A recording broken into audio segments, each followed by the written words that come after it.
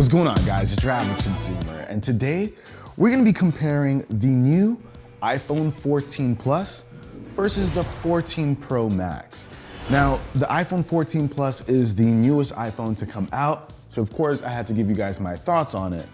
But this has been a video I've been wanting to do for a while, which is comparing the standard iPhones to the Pro models and seeing if it's worth paying the extra money for the Pro models if you're just, the average consumer. But before we get started, we gotta give a huge shout out to today's sponsor, Amazon. Now, I know a lot of you have seen my kitchen in previous videos, and we try our best to keep it clean, but sometimes my little guy, Austin, has different plans around mealtime. And that's all right, it's a part of growing up, and honestly, it's low-key a little funny sometimes. Thankfully, we don't stress about that too much with the iRobot Roomba J7 and our Echo devices like the Echo Dot 3rd Gen. Now, we all know that robot vacuums have come a long way, but the Roomba has iRobot Genius, which creates personalized cleaning suggestions and can even be controlled by the Echo Dot. And I've got the Roomba programmed to clean the kitchen every day at 7:30 p.m., Austin's bedtime. And knowing that we're not gonna need to spend time cleaning up after he's done, it allows us to be in the moment and stress-free, especially during meal times, so we can cherish these moments a bit more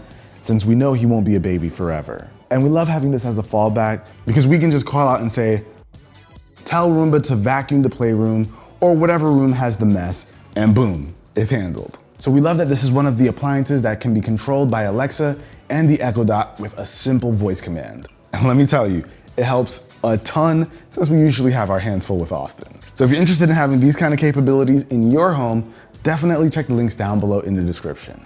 Now, when you're comparing the standard models versus the Pro models, they have a very similar design, but there are a few physical attributes that are a bit different. Now, both phones feature glass backs, but you'll notice on the standard models, it's a glossy finish versus this matte-like finish on the Pros. When it comes to just kind of holding them in the hand, I find that the standard ones are a little bit easier to hold, even though it's just glossy. There's a bit more friction when it's in the hand. You guys can see it doesn't really move that much.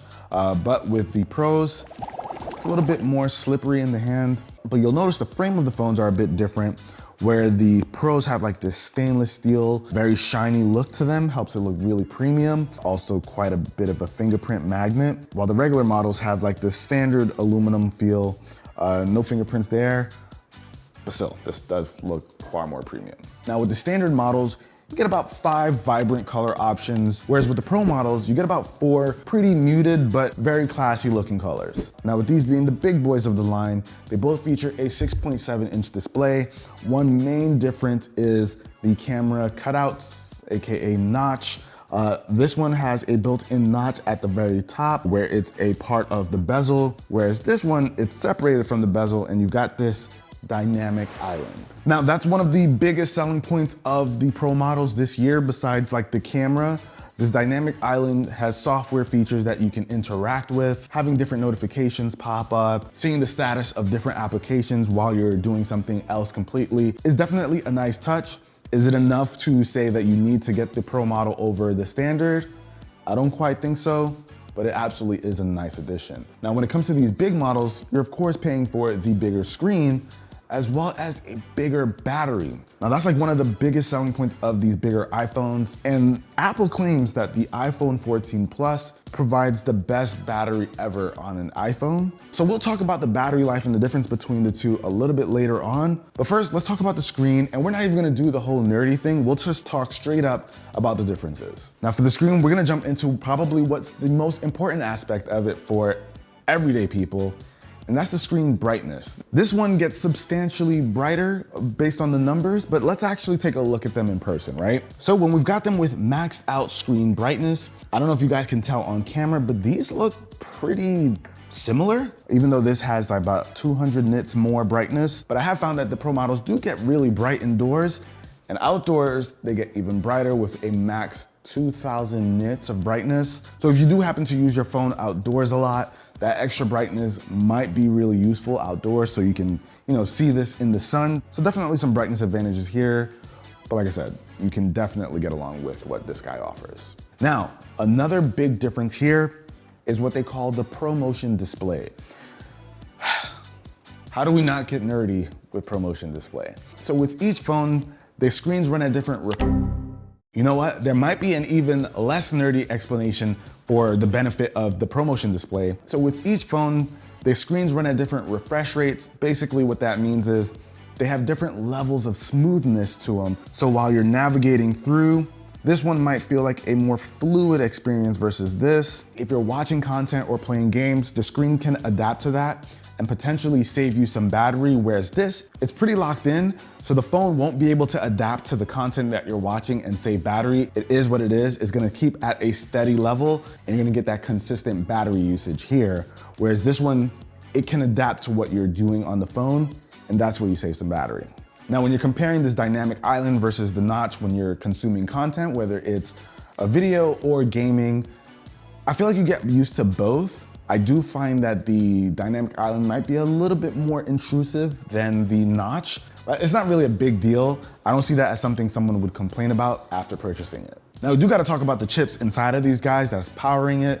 This is running Apple's new A16 Bionic, while this one is using the A15, but this is the A15 from last year's Pro models. But when it comes to the difference between the two, this is obviously going to be better, but it's not gonna be this huge leap of performance from the 15 to the 16 that everyday people are going to notice. Now, on the physical side of things, there's a surprising difference between the two of these, and that's the weight. The Pro Max feels a lot more weighty than the Plus does, which is surprising because they're both big phones, but you can instantly tell the difference when you're weighing them both in your hands. Jay, try it out, try it out. So that's the Pro Max right there, right? Plus. Oh, this feels like a toy. Yeah. Like a model. Yeah.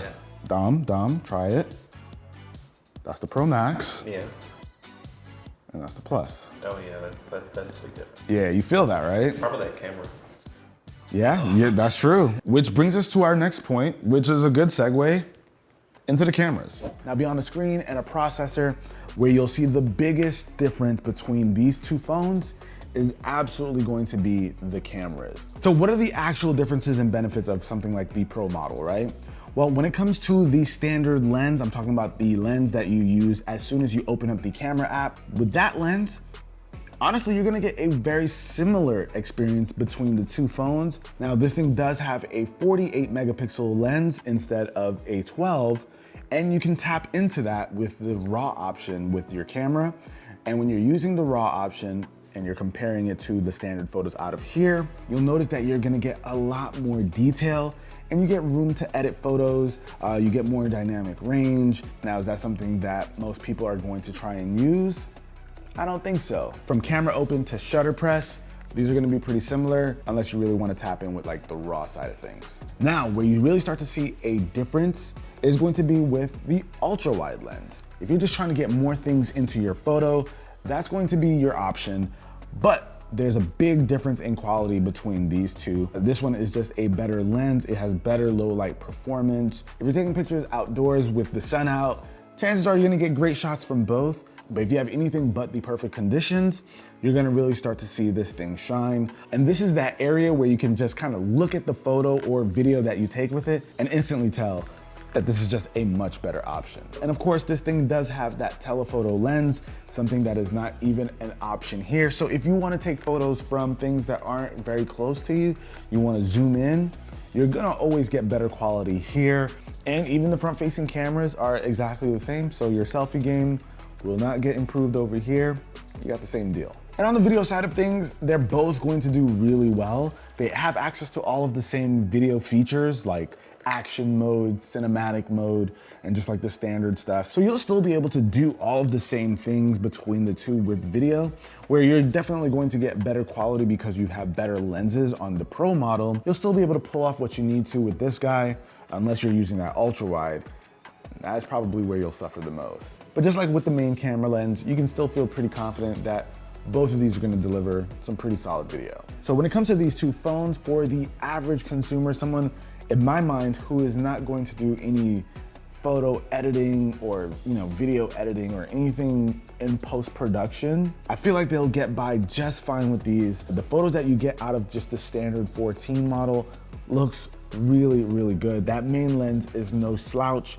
And even though this is 12 megapixels versus 48 over here, It's been 12 megapixels for like years, and everyone's always said that the iPhone takes great photos. So you don't need to get lost in the numbers and hear that 48 is like 4 times better than this. It's not 4 times better quality or anything. That's not how megapixels work. But if you want the latest and greatest and you want access to features that you could potentially use in the future, then go for this. But I don't think you need it. This is also really solid. But all right, guys, so I spent a lot of time with both of these devices.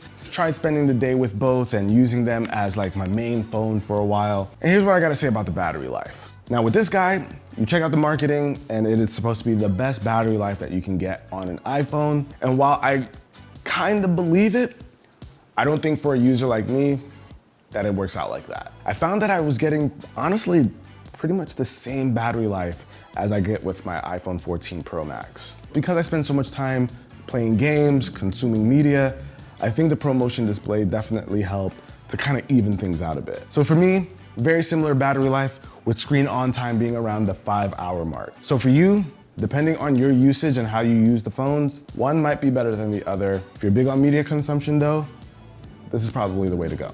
Now overall, do you need the Pro model? Is this going to be the absolute best experience and you gotta have it? Here's how I think of it. Here's an analogy that I think makes a lot of sense.